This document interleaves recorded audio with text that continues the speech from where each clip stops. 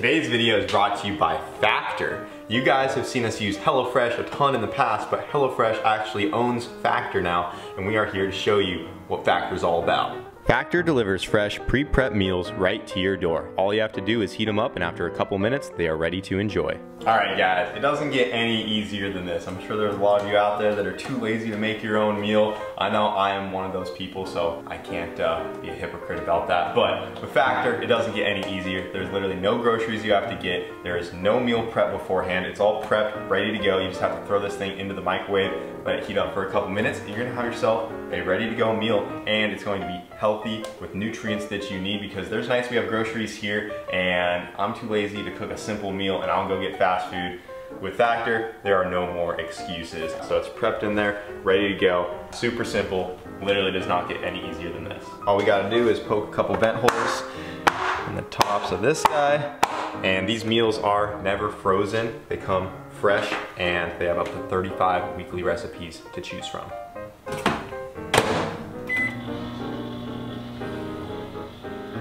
Alright, she is all cooked, ready to go.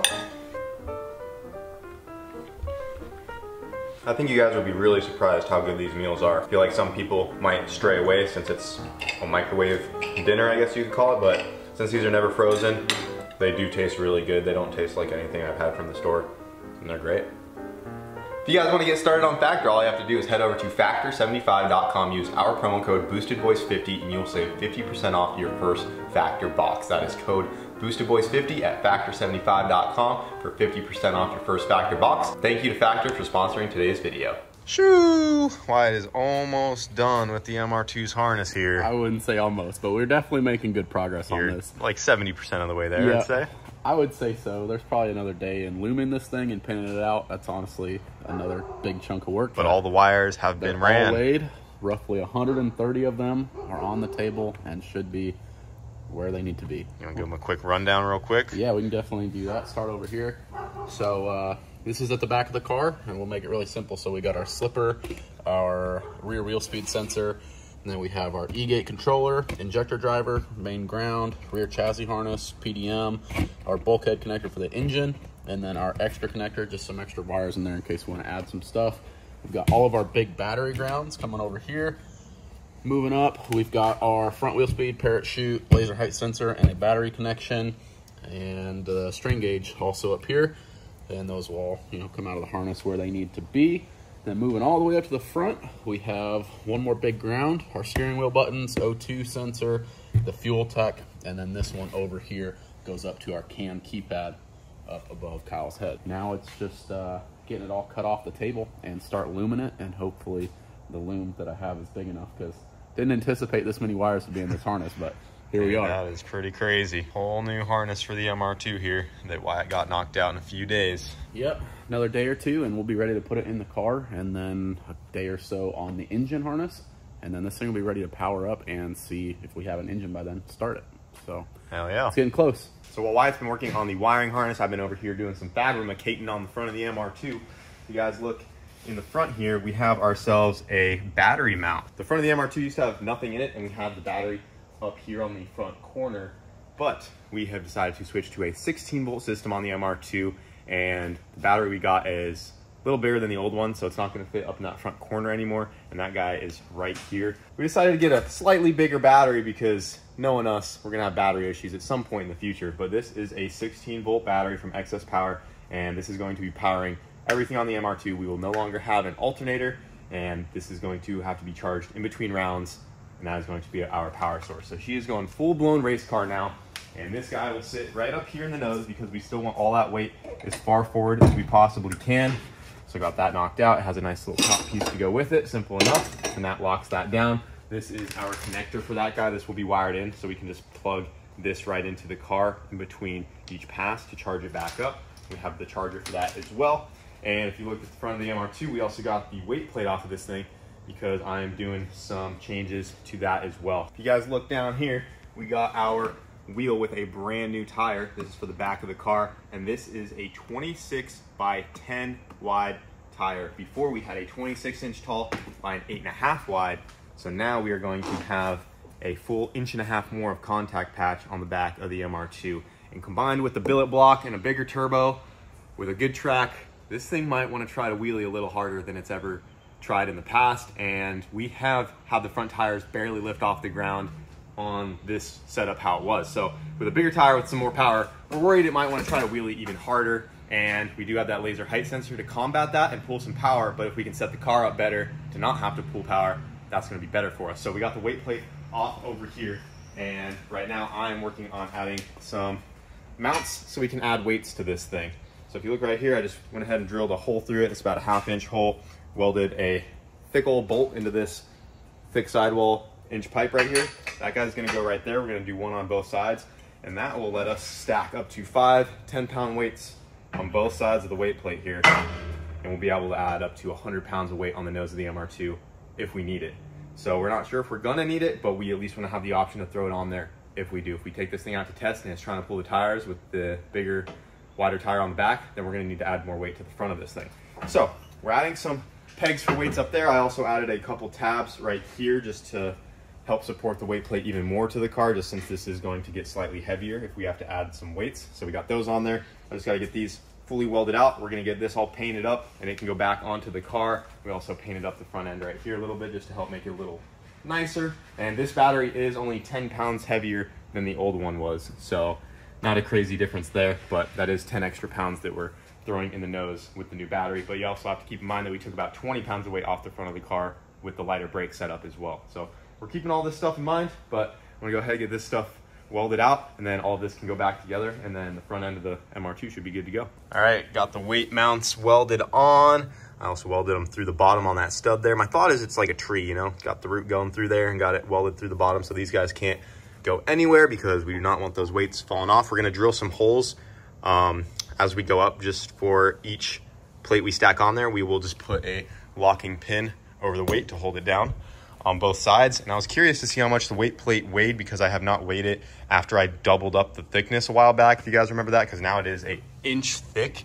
And we also went ahead and cleaned off the weld around the outside just to help make her look a little nicer. And this thing is 208 pounds, which I was honestly not expecting. I thought it was like 170-ish, so beefy girl. We're gonna have up to 100 pounds that we can add onto this, plus with the fluids in the gas tank and water box there, that's another 70 pounds when those are full. So if you include the battery into the mix, that is easily 400 pounds of weight on the nose of this thing, all said and done, if we wanted to max out the weights that we could add to this thing. So we should have plenty of weight if we need it up on the nose of the car, but we're gonna go ahead and get this thing painted up and we'll get it back onto the MR2. So right now I'm on my way over to JBR. I got the word that they are starting to assemble the billet engine for the MR2. We've been crazy busy these last few days. I know it's been like a week since we have posted, but getting the MR2 ready for World Cup has not been an easy task. It has been all hands on deck. I've been busy fabbing while Wyatt has been busy wiring. So it's been a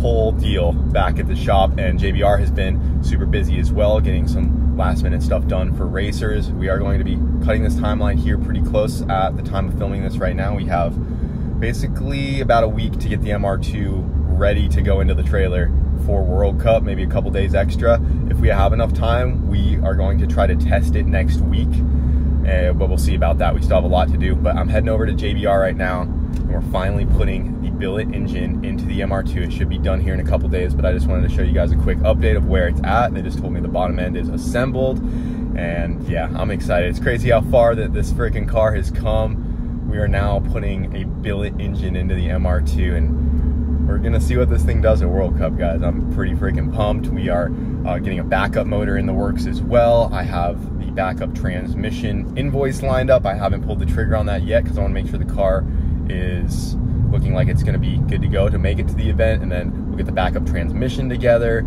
We have to prep the smart car to get it everything it needs to be able to push the MR2 back and forth from the pits. You know, we're doing some stuff to the trailer to get it ready. We have a ton to get done, guys. So just kind of chiming in here.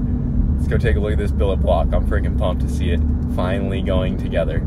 There she is, boys. You guys been busy over here, huh? It's been a long week and a half of thrashing. Man, bottom end is assembled. Looks like you guys still have to do the O-rings. Yeah, so the fire ring goes on here. Not the, fire ring. Yeah, we're baller now. Boy. It goes in the groove right there. So does the firing have a little lip to it yeah, to sit in there? Yeah, it has a little lip right here. Oh, I see. Okay. So you have to machine it for that and make sure it's machined so deep look enough. at that, guys. That So way that it has a doesn't little fall. lip, and that takes the place of the O-ring. Now we got a firing. So it sits just like that. Goes flat. in there. And then is this the right gasket? That, yeah, that's the case of one. So, Copper head gasket. so it uses this gasket. This one got beat up in shipping. That's why we haven't used it. This one's just for display purposes. And then it pretty much sits like that. Okay, so then that all sits. Is this flush right here? Or does it have a slight step back? Like a slight little step. Okay, so it does press into the bottom But of the head pretty a little much instead bit. of having like a 40 thou copper ring, you have all that surface area sealing it Okay, instead. so there's nowhere for that boost to Yeah, go. It's it locked clamps in it, there. yep. And then when you see it on the cylinder head, on a used one, the impression is, solid all the way around versus like a standard wire O-ring. You'll see the wider fire ring yep. impressed into the bottom of the head there. Yeah, so this is no longer an OEM head, guys. This is a cast head. This one's from 4-piston, Yeah, correct? they sell the castings. So yeah, no longer OEM head. This came as a cast piece that JBR machines over here, and it's going to be much stronger than an OEM one because they can just make the ports exactly how they want. They can leave the space in between the cylinders thicker because if you guys remember a while back, we actually cracked an OEM head on the MR2, and that's a common problem once you start running a ton of power through these things. The casting itself is really thick, so it allows for us to put good ports that make power in them and won't crack. They don't even come with the spark plug tubes yet. We have the spark plug tubes. Finish the plugs, and that's it. It's ready to. After that, it's ready To roll. Yeah, because I'm sure some people would ask why don't we also have a billet head as well, but Yeah. that's all you need. Those videos of the tube chassis cars running like 5s, they're on the same head as well. It's just not necessary to go billet, especially with these new cast ones that just came out. Right now, he's machining these 2 studs down. That way, when we put the pump on, it clears. It turns nice. The motor. Dude, that is so sick. And we have the solid aluminum rods now solid, without the pocket, so they're a little bit stronger rod than what we've had before. And that block is definitely not going to split under any circumstances. The only way it's splitting is if a rod splits out of it. Yeah, the only way it breaks is if the rod lets go. Yeah. So we can throw as much boost and power at this thing as we possibly want. As I've already mentioned, we are not running a full coolant system in the MR2 either. You can see that this billet block is completely solid, so there's nowhere for water to run through the block. So that's another reason we have to push it to and from the pits into the starting line with the smart car. But we will be running water through the head still to help keep the valves and everything cool, to help those last a little longer. But we do have to make a little modification that they're going to do over here at JBR. They are going to put a putty basically that blocks this slit right here to force the water to travel out and around the head. So it goes pretty much in from his water tank, around the deck, And then up and out. out. Because if you don't plug that, it will just go straight through, and then you'll have a hot side of the head over there, and that won't be good. Cool efficiently. So we'll still be cooling the head. So we'll still keep the radiator and everything just for that guy. But the block is nice and solid. So we're probably going to have to get some fans while we're at the track and fan, the oil pan, the cool it off, in between rounds. So now we're not going to be worried about coolant temp. It's going to be all about oil temp. So yeah, we'll get that thing together, get that sucker on here, and get this thing ready to go. But it's finally time, boys. Think it's going to go 200 out there? It better go 200. Yeah, I have no idea how fast this thing's going to go, but as long as she holds, boys, we're going to give it the sauce. All right, guys. Freaking week later, we finally have a completed wiring harness. Dude, it came out so good. Yeah, it looks great, but man, it was a headache for sure. So nothing we couldn't get handled, though. Look at this, boys. Wyatt freaking crushed it on this thing. Looks like it came from a freaking professional, dude. Professional, dude. That's crazy. Yep, it turned out really good, man. We still got a little bit more wiring to do in the car, but pretty much this takes care of 90% of it. We'll have a little sub harness that goes to the back of the car for the E-gate, radiator, water pump, stuff like that. And then the engine harness, of course, that goes to our bulkhead right here. But otherwise, it is completely wired. This integrates everything in the car into one harness, makes it really nice and simple. We're gonna go ahead and get this thing thrown in the car so that I can measure for the rear harness. And then another couple days spent on the engine harness, which we don't have time to do, but we need to do. And then this thing will be ready to fire up. All right, guys, weight plate is done, all back together. Wyatt has been working on some final wiring. He got the harness ran inside the car, got everything hooked up to the 16-volt battery there.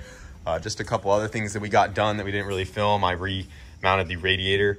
It was positioned a little differently, but we're redoing some stuff back here, so we had to make some room. So we actually scooted the radiator back, got some new mounts made for that guy, and we have the electric water pump coming off of that. We're still going to make a bracket to help support that, but I got the radiator moved back there.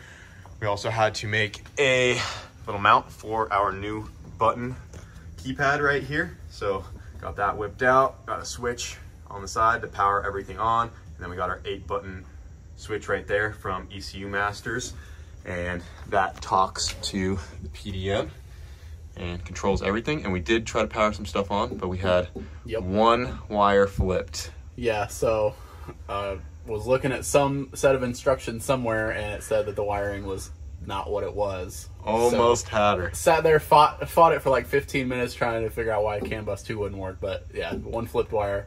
Powered right it up. was just these guys right here were flipped on the connector, but now the keypad is talking to the PDM like it should.